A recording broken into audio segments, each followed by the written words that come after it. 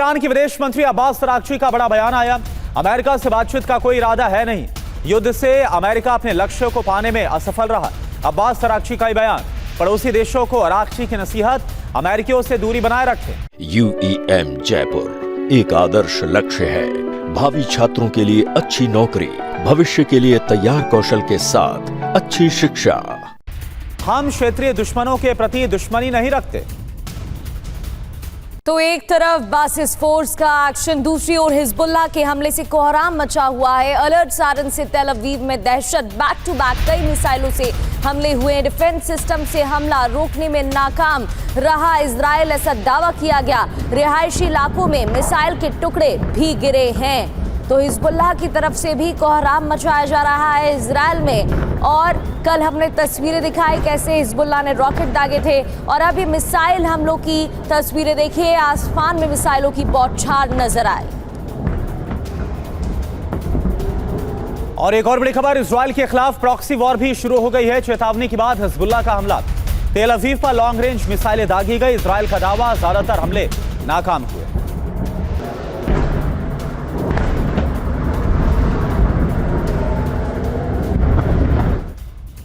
और एक और बड़ी खबर, तेल अवीव पर हमले का विस्फोटक वीडियो आपको दिखाते हैं। दुश्मन मिसाइलों से इंटरसेप्टर की भिड़ंत। आसमान में दिखा है भयावह मंजर, ये देखिए आप।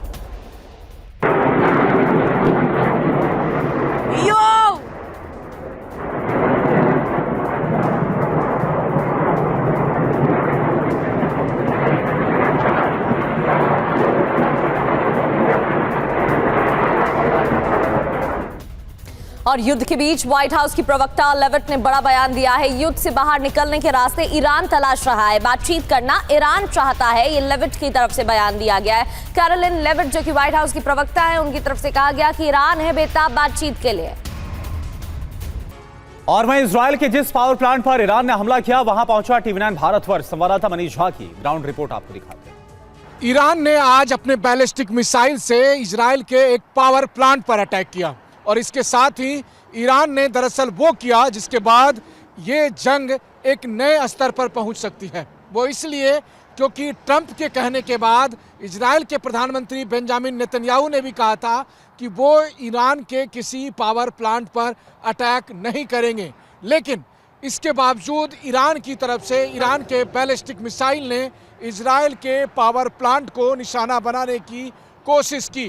हालांकि इजराइल के जिस पावर प्लांट हदेरा पर अटैक किया गया, तो इजराइल के अथॉरिटी का कहना है कि प्लांट को कोई नुकसान नहीं पहुंचा है और बिजली सप्लाई बाधित नहीं हुई है। अभी भी बिजली सप्लाई की जा रही है। लेकिन इस प्लांट पर अटैक करके ईरान ने दरअसल इजराइल को खुली छूट दे दी है कि अब इजराइल भी ईरान के पावर प्लांट पर और उनके दूसरे क्रिटिकल इंफ्रास्ट्रक्चर पर अटैक कर सकेगा।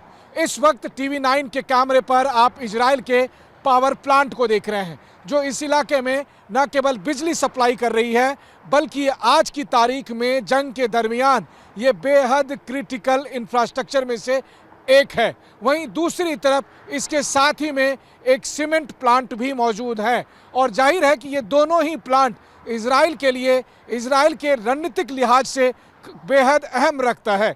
लेकिन इसके बावजूद ईरान की तरफ से इन प्लांट को निशाना बनाने के लिए कोशिश की जा रही है, और उसकी शुरुआत ईरान ने कर दी है जब ईरान के बैलिस्टिक मिसाइल हदेरा पावर प्लांट के पास आकर गिरी है।